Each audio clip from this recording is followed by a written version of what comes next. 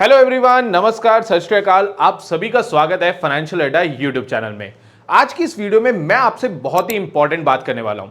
अगर आपको आज तक कोई भी आईपीओ की अलॉटमेंट नहीं मिली है, यानी आप भी आईपीओ में अप्लाई तो कर रहे हो, बार बार अप्लाई कर रहे हो, अलग अलग डीमैट अकाउंट भी ओपन कर लिए, फैमिली मेंबर्स के अकाउंट से भी अप्लाई कर लिया और स्टिल आपको कोई भी अलॉटमेंट नहीं मिल रही, तो आज मैं आपके लिए एक सॉल्यूशन लेके आया हूं कि कैसे आपको आईपीओ की अलॉटमेंट अगर नहीं भी मिल रही तब भी आप यानी आईपीओ मार्केट में पैसा बना सकते हो और आईपीओ मार्केट में आप पहले ही शेयर्स में इन्वेस्ट कर सकते हो। और एक और चीज आपके माइंड में क्वेश्चन आता है कि जो ये अनलिस्टेड शेयर्स हैं, क्या यहां पर इन्वेस्ट करना सेफ है? सबसे बड़ा पॉइंट, क्या ये लीगल है इंडिया में या नहीं है? उसके बाद पेमेंट किसको करनी है, और अगर मैंने पेमेंट कर दी तो क्या वो मेरी पेमेंट लेके भाग तो नहीं जाएगा? अगर आपके माइंड में भी ये सारे क्वेश्चंस आ रहे हैं तो आज टेंशन फ्री हो जाओ। इस 7-8 मिनट की वीडियो में आपके सारे क्वेश्चंस के आंसर मैं करने वाला हूं। तो आप सभी का दोबारा से स्वागत करता हूं और हम स्टार्ट करते हैं आज की वीडियो, जहां पर मैं आपको डिटेल में समझाऊंगा कि अनलिस्टेड मार्केट कैसे काम करती है, कैसे आप वहां पर इन्वेस्ट कर सकते हो, क्या उसमें रिस्क इन्वॉल्व है, और अगर आपको कोई शेयर बाय करना है तो अनलिस्टेड मार्केट से शेयर कैसे बाय करना है। चलिए शुरू करते हैं। और अगर आपने अभी तक हमारा YouTube चैनल सब्सक्राइब नहीं करा है तो आप आज ही सब्सक्राइब कर लो, क्योंकि हम यहां पर काफी एजुकेशनल वीडियोस अपलोड करते हैं। आप देख सकते हो कि मैंने सेबी इन्वेस्टर सर्टिफिकेशन एग्जाम के ऊपर पूरा एक कोर्स बनाया था, जहां पर ऑलरेडी मैंने 2 वर्कबुक जो सेबी ने प्रोवाइड करी है उस पर डिटेल वीडियो अवेलेबल है। आप चाहो तो प्लेलिस्ट सेक्शन पे जाकर इस वीडियो को यहां पर चेकआउट कर सकते हो और जो सेबी इन्वेस्टर सर्टिफिकेशन एग्जाम है उसके लिए भी प्रिपेयर कर सकते हो। तो सबसे पहले हम बात करेंगे अनलिस्टेड शेयर्स के बारे में, और वीडियो में मैं ये भी बात करूंगा कि क्या इस पे टैक्सेशन लगता है या नहीं लगता। काफी लोगों की तो ये क्वेरी है कि इस पे टैक्स कितना है और इस पे टैक्स सेम है जो इक्विटी पे लगता है या अलग टैक्स है। और उसके बाद मैं एक और इंपॉर्टेंट बात करना चाहता हूं, वो ये है कि अनलिस्टेड शेयर्स के ना कोई प्राइसेस फिक्स नहीं होते। यानी मान लो कोई शेयर का प्राइस मैं आपको दे रहा हूं 400 रुपीज का, तो आपको कोई डीलर दे सकता है 390 और कोई दे सकता है 410, कोई दे सकता है 420। और आपको जब भी कोई अनलिस्टेड शेयर बाय करना है तो आप एक ऑथराइज्ड डीलर से बाय करो। अभी थोड़े दिन पहले क्या हुआ, मेरे एक दोस्त ने स्विगी का शेयर बाय करा और उसने जस्ट गूगल में लिखा कि स्विगी अनलिस्टेड शेयर, और वहां पे एक वेबसाइट आई, उसने रेट देखा 420 रुपए, 420 के हिसाब से उसने पेमेंट कर दी। और अब मान लोगे नहीं गाइस, उसने जो पेमेंट करी उसकी पेमेंट यहां पर कहां गई उसको भी नहीं पता चला, क्योंकि शेयर्स आए ही नहीं और वो बंदा सामने वाला फ्रॉड निकला। तो कहने का यह मतलब है कि अगर आपको अनलिस्टेड शेयर बाय करना है तो आप एक ऑथराइज पर्सन से लीजिए, उस पर्सन से लीजिए जो आप जिस पर ट्रस्ट करते हो, क्योंकि ये एक ऐसी चीज है अगर आपका कोई पैसा लेके चला भी गया तो आप कंप्लेंट नहीं कर पाओगे और आपको आपका पैसा वापस नहीं मिलेगा। तो चलिए वीडियो पर वापस आते हैं और सबसे पहले बात करते हैं कि अनलिस्टेड शेयर्स क्या होते हैं। अब अनलिस्टेड शेयर्स का मतलब क्या है कि ये लिस्टेड नहीं है। अब मैं आपसे वीडियो के स्टार्टिंग में ही बात कर रहा था कि इतने आईपीओ आ रहे हैं, हम हर आईपीओ में अप्लाई कर रहे हैं और हमें अलॉटमेंट नहीं मिल रही, तो उसका एक सॉल्यूशन है कि आप अनलिस्टेड शेयर बाय कर लो, यानी प्री आईपीओ। अभी इन कंपनीज का आईपीओ आने में टाइम है, हो सकता है कि आईपीओ 1 साल बाद आए, हो सकता है 2 साल बाद आए, बट इन कंपनीज के अनलिस्टेड शेयर्स अवेलेबल है। अब ये शेयर्स होते कौन से हैं? अनलिस्टेड शेयर कौन से हैं? ये वो शेयर्स हैं जो प्रमोटर्स के पास होते हैं, एम्प्लॉइज के पास होते हैं या किसी इंस्टीट्यूशन के पास होते हैं और वो आगे किसी ना किसी को बेचते रहते हैं, तो ये मार्केट में सर्कुलेट हो जाते हैं और इन्हीं शेयर्स को हम अनलिस्टेड बोलते हैं, बिकॉज ये कोई रिकॉग्नाइज्ड स्टॉक एक्सचेंज पे अभी लिस्टेड नहीं है। जैसे कि अगर हम बात करें रिलायंस इंडस्ट्री या टाटा मोटर्स की, तो वो हमारे रिकॉग्नाइज्ड स्टॉक एक्सचेंज जैसे कि बीएसई और एनएसई पर लिस्टेड है। और वहीं अगर मैं बात करूं टाटा कैपिटल की या अपोलो ग्रीन या स्विगी की बात करूं, तो वो अभी लिस्टेड नहीं है और वो ट्रेड हो रहे हैं अनलिस्टेड मार्केट में। तो अब हम बात कर रहे हैं कि how to invest in unlisted share. सबसे पहला ऑप्शन आता है कि आप डायरेक्टली एम्प्लॉय से बाय कर सकते हो। अब मैंने आपको बताया कि अनलिस्टेड शेयर मार्केट में आते कैसे हैं। अनलिस्टेड शेयर मार्केट में आते हैं एम्प्लॉइज जब सेल करते हैं या उनके प्रमोटर सेल करते हैं या कोई इंस्टीट्यूशन सेल करता है, तो आप डायरेक्टली वहां से भी बाय कर सकते हो। सेकंड ऑप्शन है कि काफी सारे मार्केट में डीलर्स अवेलेबल हैं, कुछ डीलर्स अवेलेबल हैं, कुछ वेबसाइट्स अवेलेबल है, बट आपको उन्हीं के साथ काम करना है जिस पर आप ट्रस्ट कर सकते हो और जिसकी अवेलेबिलिटी हो, यानी जिसका प्रॉपर ऑफिस हो।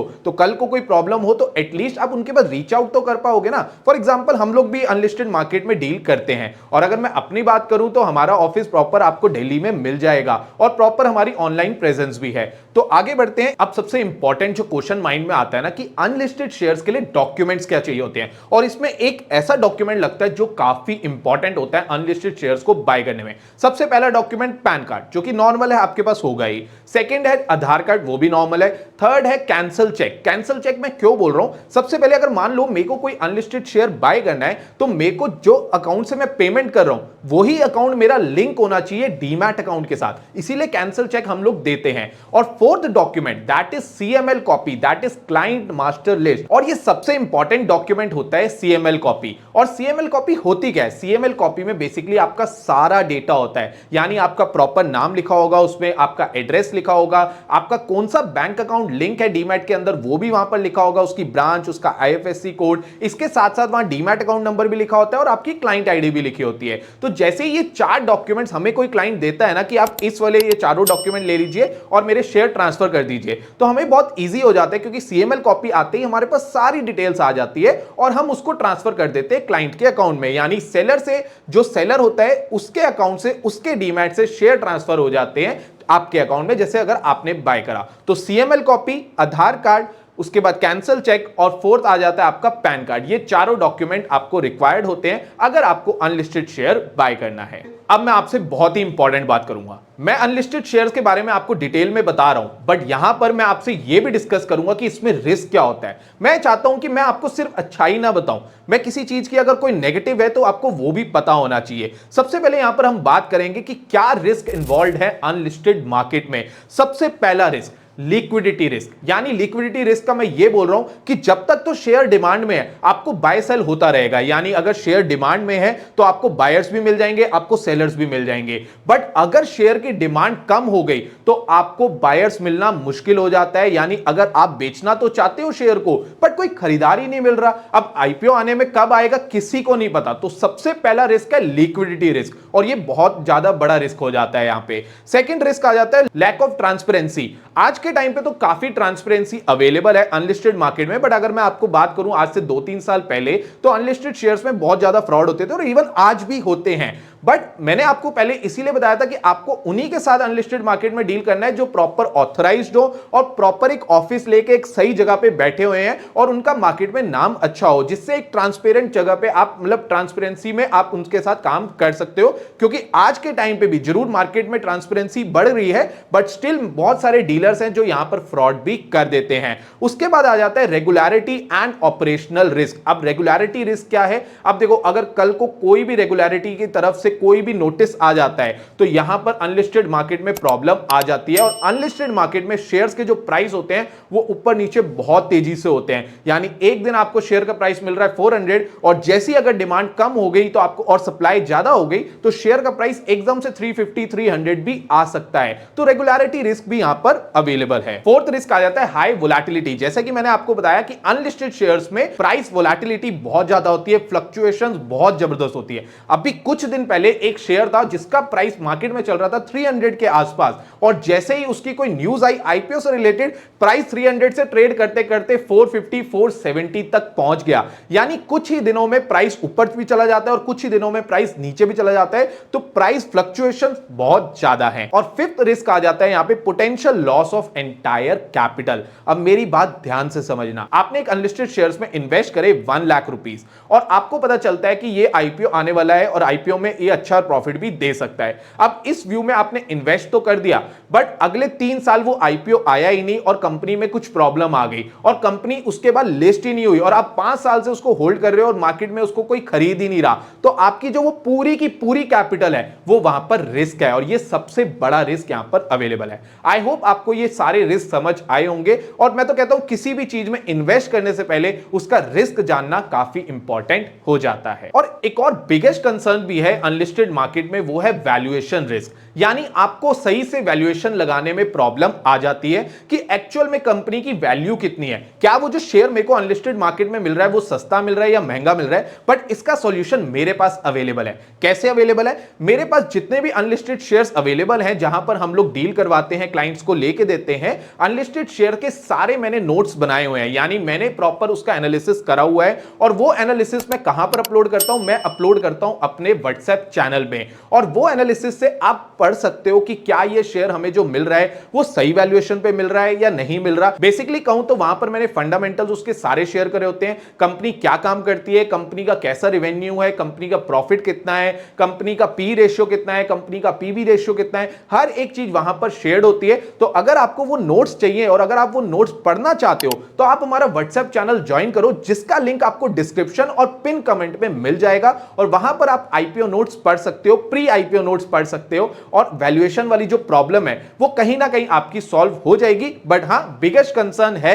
कि वैल्यूएशन थोड़ा सा यहां पर समझ नहीं आता कि क्या आपको अनलिस्टेड शेयर महंगा मिल रहा है या सस्ता मिल रहा है, इसको थोड़ा सा आइडेंटिफाई करना मुश्किल हो जाता है। तो अब हम बात करेंगे how to take exit from unlisted share और यहां पर हम आपकी काफी ज्यादा हेल्प कर सकते हैं। कैसे हेल्प करेंगे? अगर मान लो आपको कोई शेयर बाय करना है तो हम आपको सेलर यहां पर अवेलेबल करवाएंगे और उस सेलर से माल लेके आपको लेके देंगे, उस सेलर से माल आपको लेके देंगे और पूरा प्रॉपर ट्रांसफर भी करवा के देंगे। और उसी के बाद मान लो आपको कोई शेयर सेल करना है तो हम आपके लिए बायर भी ढूंढ लेंगे और इस पूरे ही प्रोसेस पे हम बहुत ही मिनिमम फीस भी चार्ज करते हैं। बहुत कम फीस होती है हमारी, मार्केट से काफी कम फीस हम लोग चार्ज करते हैं। उसके अलावा अब अगर आपको सेल करना है कोई शेयर तो आप प्राइवेटली भी सेल कर सकते हो। जैसे कि मैंने आपको बताया, मैंने शेयर बाय करा 500 रुपीस का, मार्केट में थोड़ी सी डिमांड बढ़ गई, शेयर का प्राइस पहुंच गया 650, एक बायर मुझे मिल जाता है प्राइवेटली और मैं वहां पर उसको शेयर सेल कर देता हूं। सेकंड आ जाता है कि कंपनी अगर अपना बायबैक लेके आ रही है, कंपनी आपसे शेयर अपने वापस मांग रही है तो आप उनको सेल करके एग्जिट ले सकते हो। थर्ड पॉइंट आ जाता है कि आप आईपीओ का वेट करो और जैसे ही आईपीओ आ जाए आप इसको सेल कर दो।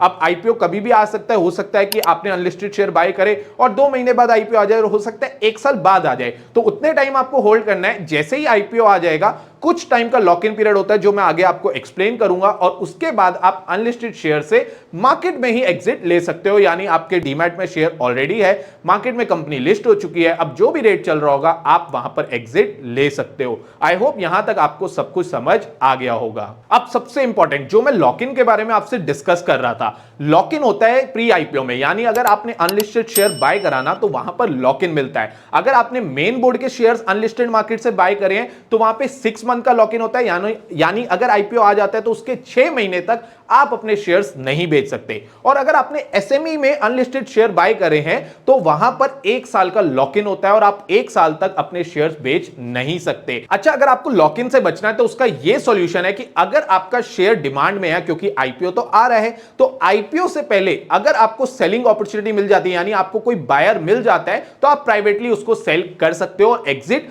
बिफोर आईपीओ कर सकते हो, जिससे आपको लॉक इन का जो प्रॉब्लम है उससे आप बच सकते हो। बट अगर आईपीओ लिस्ट हो गया और शेयर आपके डीमैट में है तो आपको लॉक इन फेस करना होगा और लॉक इन तक वेट करना होगा और जैसे ही लॉक इन खुलेगा आप एग्जिट कर सकते हो। अब बात करते हैं सबसे इंपॉर्टेंट, क्या अनलिस्टेड शेयर्स में इन्वेस्ट करना लीगल है? ये क्वेश्चन जब मैं अनलिस्टेड में पहले डील करता था, आज से 4-5 साल पहले, तब भी ये सबसे ज्यादा क्वेश्चन आता था। मेरे को सारा दिन लोग पूछते थे क्या अनलिस्टेड में शेयर अगर हम बाय करें तो वो लीगल है या इलीगल है। और आज के दिन भी आप लोगों का मैक्सिमम क्वेश्चन यही होता है कि अनलिस्टेड शेयर्स में इन्वेस्ट करना लीगल है या इलीगल। तो मैं आपको बताना चाहता हूं, मैं आपको साफ साफ बता देता हूं कि अनलिस्टेड शेयर्स बाय करना प्रॉपर लीगल है, इसमें कोई भी इलीगल काम नहीं है। बस आपको यह ध्यान रखना है कि आप जिससे भी अनलिस्टेड शेयर बाय कर रहे हो वो प्रॉपर ऑथराइज होना चाहिए, वो प्रॉपर रजिस्टर्ड होना चाहिए, उसका प्रॉपर ऑफिस होना चाहिए, उसकी ऑनलाइन और ऑफलाइन दोनों प्रेजेंस होनी चाहिए, जिससे आपको फ्रॉड होने से बच सकते हो। तो अनलिस्टेड शेयर उसी से बाय करो जिस पर आप ट्रस्ट कर सकते हो। अब बात करते हैं सबसे इंपॉर्टेंट कि अनलिस्टेड शेयर्स अगर आपने बाय कर तो लिए, आपकी डिलीवरी कहां आएगी और ये डिलीवरी कितने दिनों में आएगी।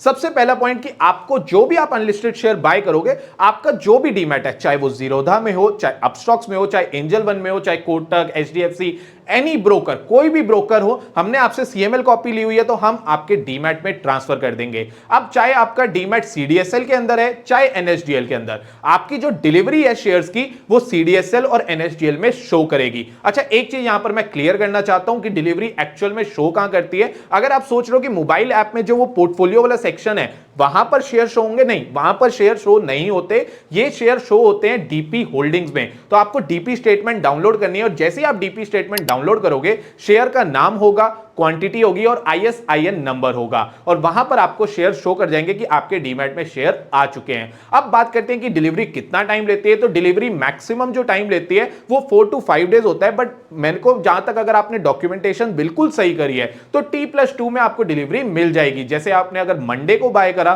तो वेडनेसडे तक आपके शेयर ट्रांसफर हो जाएंगे, और अगर आपने फ्राइडे को शेयर बाय करा तो फ्राइडे हो गया आपका transaction day, Saturday Sunday holiday होता है तो उसको हम काउंट नहीं करेंगे, मंडे हो गया T+1 और ट्यूसडे हो गया T+2 और ट्यूसडे तक आपको शेयर्स की डिलीवरी मिल जाएगी। बट कुछ शेयर्स में डिलीवरी टाइम लेती है तो आपको देखना होगा कि जो शेयर आप बाय कर रहे हो उसमें एक्चुअल डिलीवरी कितने दिनों में आ जाएगी। बट मैक्सिमम अनलिस्टेड शेयर्स में जो डिलीवरी होती है वो 3 to 4 डेज में आपको मिल जाएगी। अब बात करेंगे why should you even consider unlisted share, यानी अनलिस्टेड शेयर्स में आप क्यों इन्वेस्टमेंट करो। इसके मैं आपको 5 पॉइंट्स बताऊंगा, बट उससे पहले डिस्कस करते हैं स्विगी का एक एग्जांपल।